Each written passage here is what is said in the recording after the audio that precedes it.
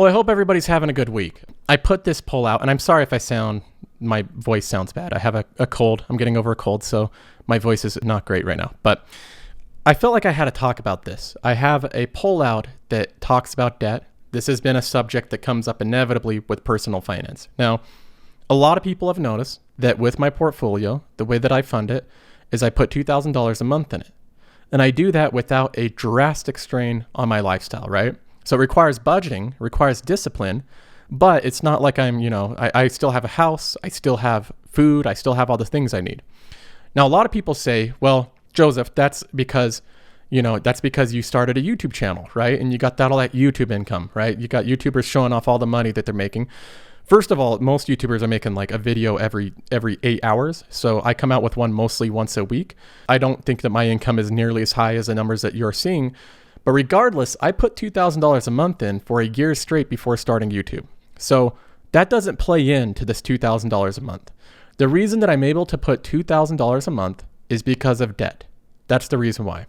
The reason why specifically is because of the lack of debt. I don't have any consumer debt. I have a very low mortgage where the home I own, when I first purchased it, I owned 40% of it up front. That's how much I paid down on it. So my mortgage is very cheap. So it's less than the average cost of rent around my area, but it's a pretty large home. Now, that's put me in a situation because of the lack of debt, because of the low cost of living. Even with 2 kids and a wife, I'm able to deposit $2,000 a month into this portfolio. So having said all of that, I thought it would be worthwhile to talk a little bit about debt, how that plays into investing. Because this whole thing right here, being able to fund this, being able to build what is actually a substantial dividend portfolio is reliant on you being able to fund it. If you can't put any money into this, if you're wrapped into debt up to your eyeballs, you're not going to be able to put any money into this. So I thought it would be worth it to talk about. I mean, this is a big part of building a portfolio, is setting up your life in a way where you avoid the typical pitfalls that prevent people from being able to accumulate valuable assets that pay them money. If you have no free cash flow in your budget, if you have no income that comes in that doesn't get eaten up by some monthly payment, then there's no way you're going to be able to contribute to a portfolio. So I think that debt is an important subject to talk about. Before going into the main thing, I want to just back up a little bit and talk about how we got here. How are so many people in debt? How are so many people dependent on loans? And now they have these large loans overweighing them, putting financial pressure on them, causing a lot of anxiety. We read all sorts of things now about how debt is consuming people's lives. It's a huge part of their life. They always have that payment to pay off every single month. Debt has become a huge problem in the U.S. I want to highlight a clip here from Hassan Minhaj. He's speaking before Congress. He's a comedian. He's the host of the Netflix Patriot Act show. So I'll highlight a few clips of this because I think he brings up some good points here. I'm 33, and growing up, it was drilled into our heads. You gotta go to college if you want a middle-class job. And we even tell kids today, look, if you don't go to college, you might as well get a face tattoo. And then they point to Post Malone, and we're like, okay, that's one guy. He's a very popular musician. There he's joking. If you don't go to college, you may as well get a face tattoo. Now, it's easy to say that's an exaggeration if you're just looking at things currently, because right now we know, there's a lot more education regarding college and getting the most out of the money, going to cheaper schools, being smart about finances. But 10 years ago, 20 years ago, the consensus of thought was not the same. The idea was you go to college, you get a bachelor's degree, you land a well-paying job that can support a family, and you do that with absolutely no debt or very minimal debt that can be paid back in a year or two. That was the viewpoint that millennials, people in my age, being 30 years old, that was a viewpoint that we were sold, that college was this ticket to success. There wasn't any problem with it. Just go to the best school, get the best education, and you'll be okay. Because now you have a bachelor's degree or whatever degree you get, and you'll be able to pay for everything with a good, stable career. You'll have a pension, retirement, and all those things set up for you. So what was almost sold to people 20 years ago growing up has not come to fruition. Things have changed drastically. And the major thing that has changed is the price of college. On average, this entire committee graduated from college 33 years ago and paid an inflation-adjusted tuition of $11,690 a year. Today, the average tuition at all of your same schools is almost $25,000. That's a 110% increase over a period of time when wages have gone up only 16%. So people aren't making more money, and college is objectively way more expensive. So colleges have become a lot more expensive over the years, not just Ivy League colleges that these Congress people went to, but every college across the board has inflated their prices drastically over the past 20 years. And of course, you can see the result of this. This is just a simple timeline from 2006. So this isn't from the 1920s. This isn't some super old graph. This is from 2006. It started at $480 billion. And then every single year, year over year, you can see the consistency of growth in this number. Right now, it stands at $1.63 trillion. That's the amount of student loan debt outstanding in the US. So this is growing drastically every single year. Students are finding themselves in terrible situations where they have debt for 10, 20 plus years hanging over them, and they don't know how to deal with it. And the frustrating part of this whole thing is how everybody involved in this whole circle has targeted the student as the client, the thing to be taken advantage of. You have banks that gladly give student loans, knowing that they get a good return on them. They get a 6%, 7% return on them on a loan that they can't even bankrupt out of. So if you have a student loan, you can't just say, hey, this isn't worth it. I'd rather just destroy my credit and bankrupt out of this massive amount of debt. No, they don't let you do that. So you have this money hanging over you. You owe the banks that money. And then you have the colleges taking advantage of this situation by inflating their tuition, far outpacing your pay. So colleges say, hey, this pool of students, they're capitalized. They're like a business that has a line to capital. We know that they have access to as much money as they want, essentially as much money as they want from the banks. So what we're going to do is we're going to raise our tuition year over year over year, and students are going to continue to pay it because they have no other option, right? We've made college the only way to have a well-paying job, so we can charge whatever we want. They have a line of capital that they can pay us, and we take advantage of that. So every group centered around this has made students the target, the thing to take advantage of, to put them in situations where they're indebted to others for 10, 20 years of their life. Now, a few other things that I want to highlight, as long as I'm going on this rant of things that are wrong, right? So I promise I'll get to some solutions here soon, but I want to highlight more of this problem and some of the things that I think it's causing. So one of them is birth rates are falling in the US. For the first time, people are having less and less children, which is an interesting thing to say, because if you went and asked random people, just average people that are usually at the age when they start to have kids and start to grow a family, why they're not having kids, it's almost always financially related. They say kids are expensive. They cost money. I don't have enough money, right? That is the big reason, self-reportedly list off of the reason that they're not having kids. We have the wealth by generation. If you look at this graph, it has 4 different lines. One of them, you have the silent generation. This is a very old generation, so the wealth is going down as they reach old age and die off from old age. You have boomers, which control the huge majority of wealth right now. You have Gen X, which has a growing amount of wealth. And then you have millennials, purple line on there. It almost looks like the horizontal axis line. It's so flat, it's so steadily flat that you almost might mistake it for just being the horizontal axis there. But really, that is the amount of wealth that millennials have in comparison. It's barely nudged above zero in the past 5 years. So generational wealth, millennials are not sharing into that amount of wealth. A lot of millennials find themselves having a negative net worth. They owe more than their present value of assets. Now, what I did is I wanted to compare just overall trends compared to the viewership of my channel, the subscribers and the people that view this type of content. And of course, as you would suspect, it's drastically different in the results. So the amount of people that view my channel, 59% of them have no debt. So no debt, 59%. $1 to $10,000 in debt, we have 19%. $11 to $50,000 in debt, we have 17%. 51 to 100, we have 3%, and over $100,000, we have 3%. I will say a couple things that could throw some bias into this poll is one of them, obviously, the people that are attracted to this type of content are people that are minding their financial business, people that are intentional with their finances, they're looking to grow their wealth. So obviously, that is going to substantially bias this poll. Another thing I'll mention is that over 30% of the viewers are outside of the US, which a lot of different countries have more socialized policies where, you don't have to pay for school. They increase taxes to afford it. So, there's a trade-off there, but regardless, they usually don't have as much debt that they carry. That's another thing to keep in mind, which might contribute to that no debt being at 59%.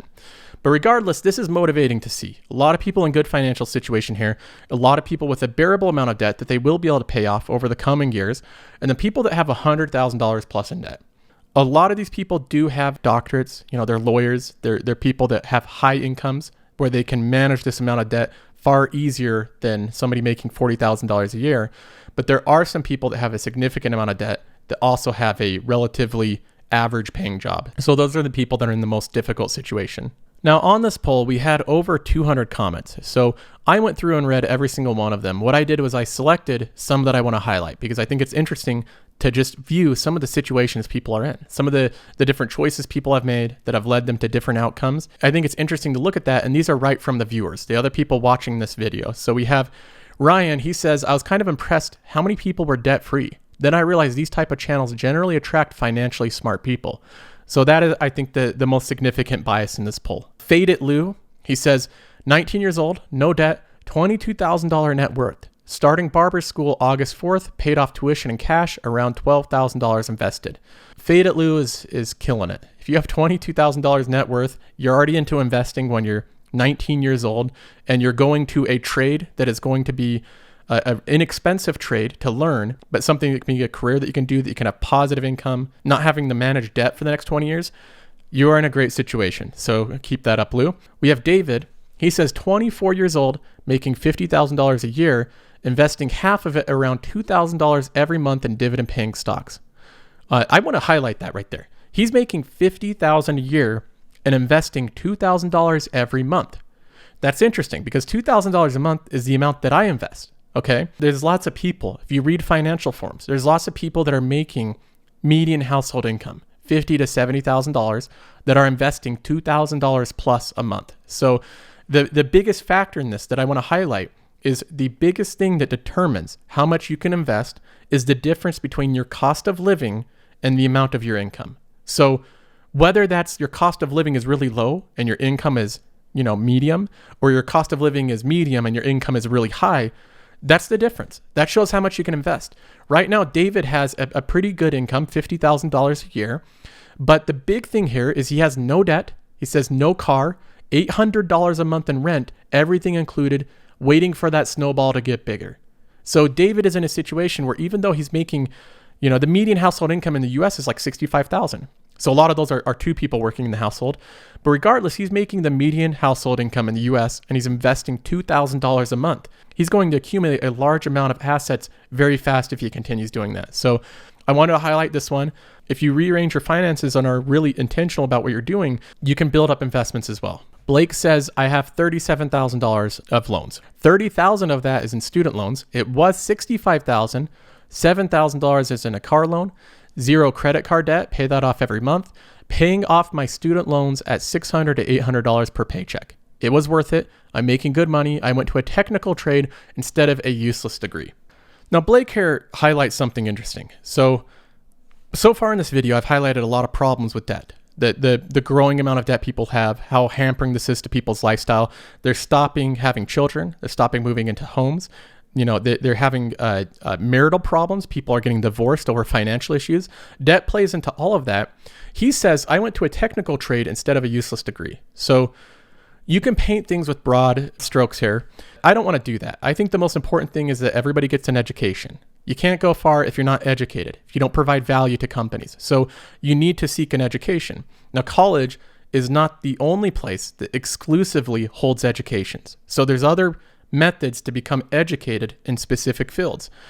With technology, there's all sorts of places to become educated online. College does not hold a monopoly on technology education. And that is something that is a huge growing field that pays really well. There's some places where definitely college degrees are not useless. If you want to go into medicine, if you want to practice law, you want to get far in accounting, you're going to need some formal education with a college degree. So, there's situations where a college degree is absolutely worth it. It gets you into a job that's a well-paying, stable field.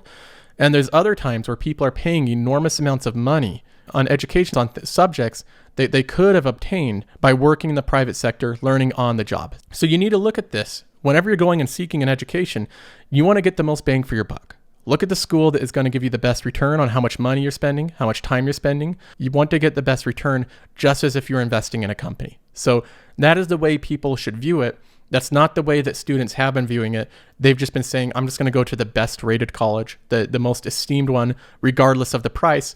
A lot of times that has put people in really terrible situations. Speaking of people in tougher situations, we have Digital here who says, I have $40,000 in student debt and work a job that requires a GED. So this is one of those tough situations some people find themselves in where they went to college and got some degree, or they spent money, other people's money, so it's loans that they're getting, and then they come in the workforce and it doesn't pan out. They don't get the same salary or the same job that they envisioned, and now they're working a job that requires less education when they have the loans and debts as if they're supposed to be making a lot more money. So all I'll say in these situations is, Digital, for people, you're working a job that requires a GED, hang in there. Situations do change. People's financial situations do change. So I do not believe you'll be working a job that requires a GED your entire life. That's rarely the situation. If you keep seeking education, even free forms of education, if you have an internet connection, you can learn a lot about things that can bring value to employers. So just keep at it and you'll improve your income.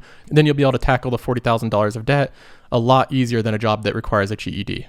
We have a few more I want to highlight. We have the unit saying, went from $70,000 in debt down to $19,000 in 2 years. Once I paid this $19,000 off, I can't wait to dump most of that money into my dividend portfolio. Based off your payoff rate, you're going to be there less than a year. So it's going to be round the corner until you have that debt behind you. So keep up with that. This also shows you can pay off debt aggressively if it's your main focus. So if you just tackle the debt, you can pay it off aggressively. Once you have it paid off, it makes it so much easier to invest too. That's the big reason why I'm able to put this money into my portfolio. I don't have these car payments. I don't have school loans. So I'm able to put a significant chunk of my cash flow into my dividend portfolio. Now we have Lawrence saying, I'm a Dave Ramsey fan. It has served me well. Now I'm retired and can live nicely on my dividend portfolio, staying out of debt all my life, except for my home mortgage, which I kept small and paid off early, really works. So Lawrence made a lot of smart financial decisions. Part of that, if you are just tackling debt and that's something that you're aggressively trying to do, Dave Ramsey is great for that. So it gives you a lot of motivation. It gets you pumped up. You listen to people that just get out of debt. Every episode he has people that are doing their debt-free scream. And it's a motivating thing. It gives you hope that it's possible and it makes it more exciting to do. So I suggest people that's their main focus to turn on Dave Ramsey and listen to that. His investing advice, there's a lot, there's a lot of other thoughts on his investing advice. But his get out of debt portion, which is the main part of his show, I think is very motivating. This next comment's a good one. Sean says, I'm working on getting rid of my debt. A large portion of it is my truck, which I'm about to put up for sale. $560 a month truck payment is just dumb. I don't know what I was thinking. So Sean, this is a big problem. So far I've been highlighting mostly school debt, which obviously is a big problem for people that did not get the job they were expecting. They spent more on their education and now they don't have the income to go back and pay that back. But aside from that, I would say that vehicles are the next thing that are the biggest hurdle to people's wealth. So getting these $500, $600 a month payments every single month is insane. The car companies know this too. They're not selling you cars. They're not selling you trucks. They're selling you loans. The way that they advertise them isn't even a total amount. They don't say, hey, you can buy this car for $32,000. They say $500 a month. Come and qualify. $500 a month, $600 a month, only $300 a month for this car. The amount of interest that you're going to be paying, who knows? When in reality, you go to buy one of them and they make you buy it through a loan. In fact, my dad the last car that he bought, he went to the dealership. This is a Honda dealership. He told them, I want to buy this car. I can write a check right now to buy it. So I can write a check for the total amount. You can cash it and then I want to drive away with it. They would not let him do that. They do not make money. The dealership does not make money from selling you cars in cash. The way that the dealership makes money is they give you a loan. So you have to take out a loan for the vehicle, even if you have cash, and then they sell the loan to the bank and they make money selling that loan to the bank. And then the bank makes money on the interest of that loan from you. The whole product being sold is a loan. It's not a car. And the fact that confirms that is they would not let him buy it in cash. He talked to 3 people there. They would not let him buy it in cash. They made him take out a loan. They sold the loan to the bank. And then they said, after the loan goes to the bank, you can pay off the total amount. So that's what he did. A month later, he just said, okay, and paid off the total amount from the bank. So the bank was the one that got the short end of that stick. They bought a loan thinking they were going to make this much interest on it. And then they had the total amount paid off the next day. So this is a problem. People don't realize that the whole reason they're selling vehicles is so that they can get you indebted for the next 6 years. The money is not in buying vehicles in cash, it's selling loans. I'll do one more comment. Craig says law school / undergrad debt, well over $100,000 in debt, just shy of $300,000. Personal debt of $22,000. Not exactly worried about the student loan because after a while I'll be able to properly attack it and pay it off. The personal debt will be gone after this year. So this is a situation where Craig has an enormous amount of debt that does contribute to that large number, the $1.6 trillion of outstanding debt. Part of the problem with that statistic is it includes people like Craig that have a large amount of debt, but they're also surgeons. They're doctors, they're lawyers, they're people that can demand hundreds of thousands of dollars a year and they can properly service that debt. So some of it looks more inflated than it is. Some of the people are the people that have the GED and $40,000 of debt are not in good situations. But other people are like Craig, even though they have hundreds of thousands of dollars of debt, they are going to have the education and the expertise to be able to pay that back. So the education they get was worth the amount of money that they went into debt. So he says after a while, he'd be able to properly attack it and pay that off. So I believe him on that. I think that he's probably in a decent situation. Now, reading through all those comments, it's clear to see that debt is a double-edged sword. It can be used against you, which a lot of people find themselves in that situation, but you can also use it to your advantage. 20% of my portfolio is in bonds. This is debt. This is money that I've loaned out to other people, either the US government, European companies, or US companies. And in turn, they pay me back with interest every single month. That's what these ETFs are. I can see so far, I've earned $1,238 back. That's with $14,000 is where it stands right now. But I started with a smaller amount. I built up these holdings, and now they pay me money consistently every single month. So this is debt being used where I'm on the side where I'm earning the interest. This is the side that you want to be on. You want to be on the side where every single month you're earning that interest month over month. You have the compounding effect working for you.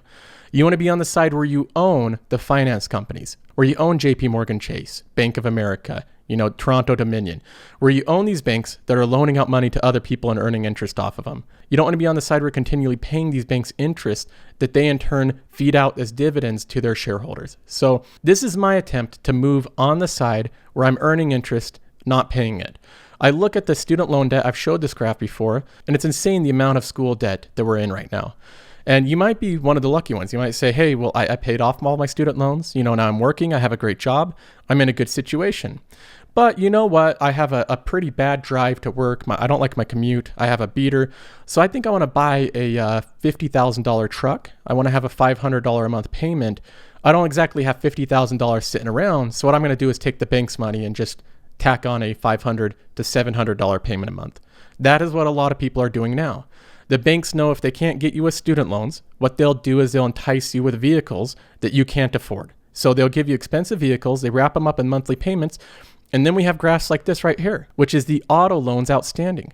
Look at this. Since the 1990s to now, we're up to $1.2 trillion in outstanding auto loan debt. This is insane. This type of stuff destroys future finances. Taking on $500, $700 a month payments eats out any amount that you can put into portfolios like this. If you want to be working for the banks for the rest of your life, take out car loans that are $600 a month. That's the way to do it. That way you can make sure that banks like this can continue to pay shareholders like me. So you got to make a decision there. Do you want to drive the nice, comfortable vehicle and continually be driving that vehicle to work so you can work for the banks? Or do you want to have the banks work for you? Do you want to have ownership in them and be on the side where you're continually being fed dividends over and over again that can further your wealth? So obviously, in every one of these scenarios, there's people that use debt wisely. There's people that took out student loans, that it was a smart situation. They did it responsibly. They've bettered their life. There's people that took out auto loans that were, a reasonable amount that got them a vehicle that was safe and it served its purpose. But there's a lot of excess here. There's a lot of people that take out more than they need in both situations. With auto loans, with school loans, a lot of excess lending going on there. And I know to a lot of you listening, I'm preaching to the choir here. We got 60% of viewership saying that they have no debt. So a lot of you are nodding along. But to people outside of this isn't the case. A lot of people do not know how destructive it is to take out debt, right? To get into auto loans, to get into excessive school loans. They're putting themselves in really difficult situations. So if you can help anybody, do you have any influence of anybody that is, talking about getting a new car, right? And they're going to get this expensive truck or this really expensive vehicle, talk some sense into them. talk to your friends, share this video with them, do anything to try to convince them of something that will not drastically be detrimental to their future finances. Anyway, that's my big rant on debt for now. I'm going to save the whole news, everything that's been going on. I'm going to save that for the weekend. So I'll be talking more about news in the weekend.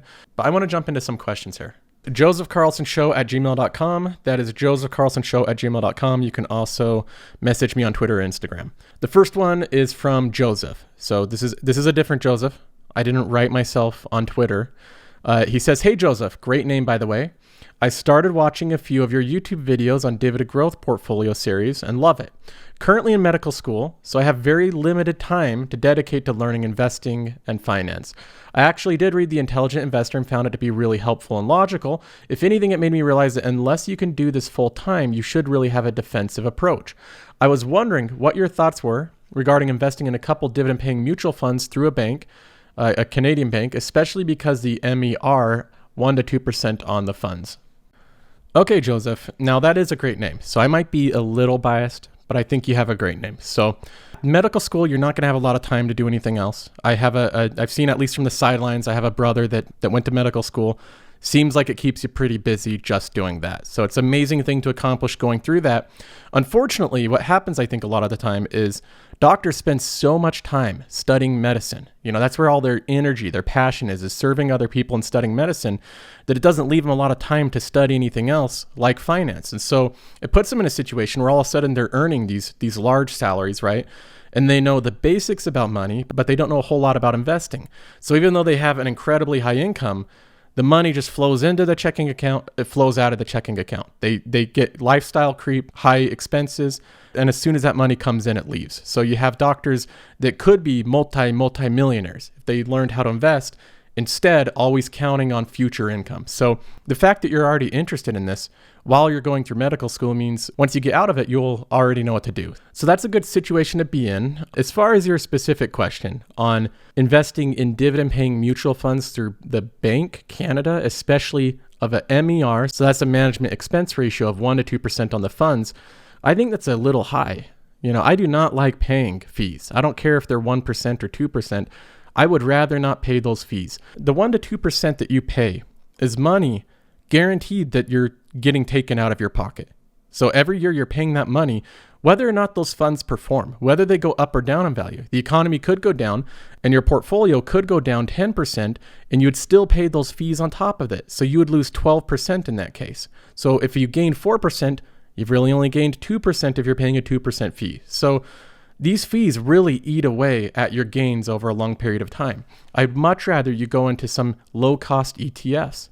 If you want to focus on dividend ETFs, which obviously I have a bias towards, I would pick different ETFs. Some of them Vanguard offers, like VYM, where they specifically gather different companies that all pay dividends and that all have a track record, good cash flow to be able to support it. They put it into one fund, and the expense ratio is like 0.08. So not even close to 1 to 2%. So that's what I would go for. Low cost ETFs, get rid of those fees to 1 to 2%. That's going to eat away at your returns. The Red Turtle says, "Hey Joseph, I just listened to your discussion about the national debt. It's a flawed notion that the US government has to pay down the debt eventually. And your comparison to a family budget is one of the most irksome analogies that economists hear. To steal a phrase from Sloan Sabbath, balancing your checkbook is to balancing the budget as driving a car to the supermarket is to landing on the moon.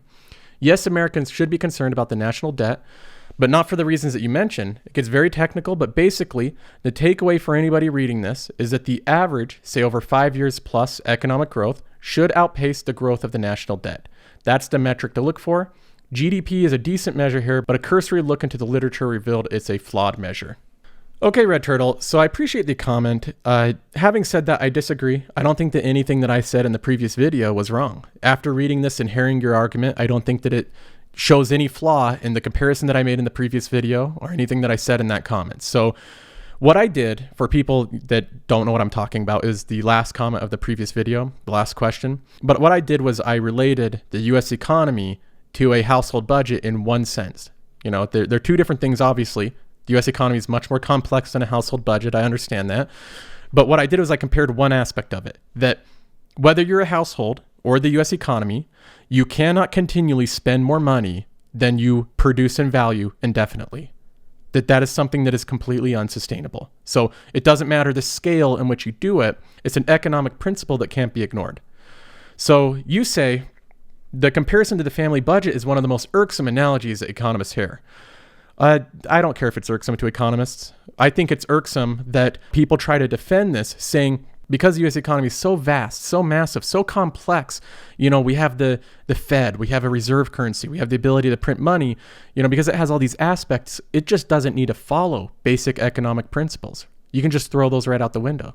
I find that irksome. So further on, you say, to steal a phrase from Sloan Sabbath, balancing your checkbook is to balancing the budget as driving your car to the supermarket is to landing on the moon. I read that and actually agree with it. I had to look up who Sloan Sabbath was. It turns out he's a fictional TV character. But regardless, I agree with this phrase.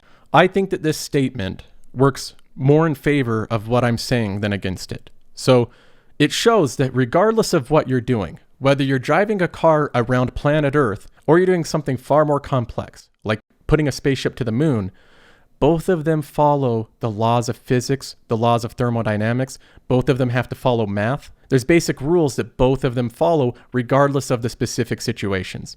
So you're not going to go and hear somebody from NASA say, oh, you know what? This is so much more complex than driving a car around that we just throw out the laws of thermodynamics. That stuff, mass, motion, energy, velocity, all that type of stuff. Yeah, we don't use any of that. This is way more complex. You wouldn't really understand. So, I don't even like the analogy between that and driving a car around. Of course they use all that stuff. They have to be more precise with it. So this just highlights what I'm saying, that even though something that is infinitively more complex, it still has to work within the same rules. Now in the last part, maybe I didn't make myself clear in the last video. So what you're saying essentially is exactly the point that I was making. You're saying anybody reading this is that the average, say over a 5-year period, economic growth, i.e. the production, the value you're creating, should outpace the growth of the national debt, i.e. spending, consumption, right? The thing that you're not producing, now you're spending that money. That's the metric to look for. So this is exactly what I was saying. I don't disagree with any of that. The point I was making is that the U.S. government is spending, taking on more debt, raising the debt ceiling over and over again faster than the U.S. economy is growing. The U.S. economy is the government's ability to pay back its debtors. So the government takes money from taxes. Taxes are paid by U.S. citizens, the U.S. economy. If the U.S. economy is growing at a slower rate than the government is taking on new debt, that is by definition unsustainable. I relate it again to my personal finances. Let's look at my finances here. If I have my family budget, let's say that I can grow my income 5% a year, right? So I'm really consistent at growing my income 5% a year, but I'm spending 10% more a year.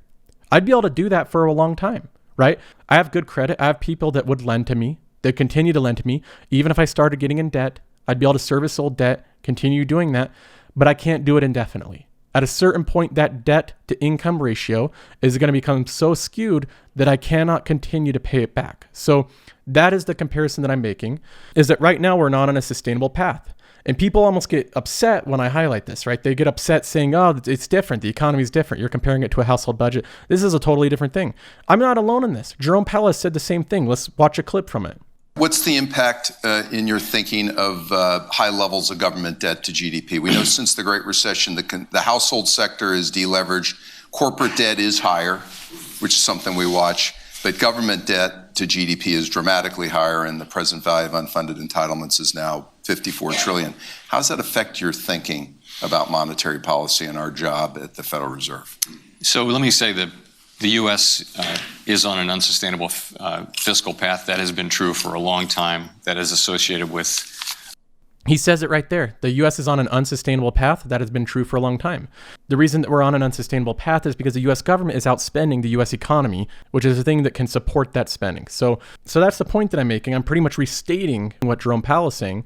I don't care how big or complex the economy is. If they have the ability to print money, it doesn't matter. If you spend more money than the value that you produce to be able to back up that spending, that's completely unsustainable. That's what I'm saying here. Laura says, hi, Joseph. My name is Laura, 45 years old and divorced in 2018. For the past 3 months, I started watching YouTube videos on how to build a retirement plan for myself. 2 weeks ago, I accidentally, blessed, tapped on one of your videos. I was hooked up since then. Very impressed on how clear and understandable the information is laid out by you. Love it. My question is, I'm supposed to get half of my ex-husband's retirement 401k that is invested in Vanguard by his employer, about $30,000 to $40,000. Can I roll it to my new open M1 Roth IRA? Any educational advice would be greatly appreciated. Thank you in advance. So I believe that you will be able to roll it over to a Roth IRA. I believe you'll be able to do that, but you'll have to pay taxes on it. So you have to pay taxes on the income because the government's not going to let you have no pre-tax as well as no post-tax. So they're going to force you to pay taxes. If you're working right now and your employer does offer a 401k, I would just roll it into that and then just keep it without paying any taxes. So that way you'll have it as a standard 401k. You can keep contributing to it while you're working until you retire. So if you don't have work or you're not working at all, you don't have a 401k provider to put it in, then you could roll it over to a Roth IRA. So the people I'd contact to do that is the M1 finance team. They have teams that help you do those type of conversions and rollovers and all that type of stuff. So they'll be able to answer more questions with that. But either way, I would keep that retirement account, keep adding to it. You're only 45 years old. You have a long time before you're reaching retirement age. If you keep consistent on it, you're going to have a pretty good retirement. All right, guys, that's going to be it for me today. My voice, I'm having a hard time even talking anymore with this stupid cold. So hopefully by this weekend, I'll have this cold behind me. I'll be able to do a full episode, be able to talk a lot about the news. There's a lot of things going on that I want to talk about, but I want to wait till I have this stupid cold behind me. It's hard to even talk anymore. So anyway, I'll see you guys this weekend. If you want to check out more videos, you can hit the subscribe button. Otherwise, I'll talk to you guys soon.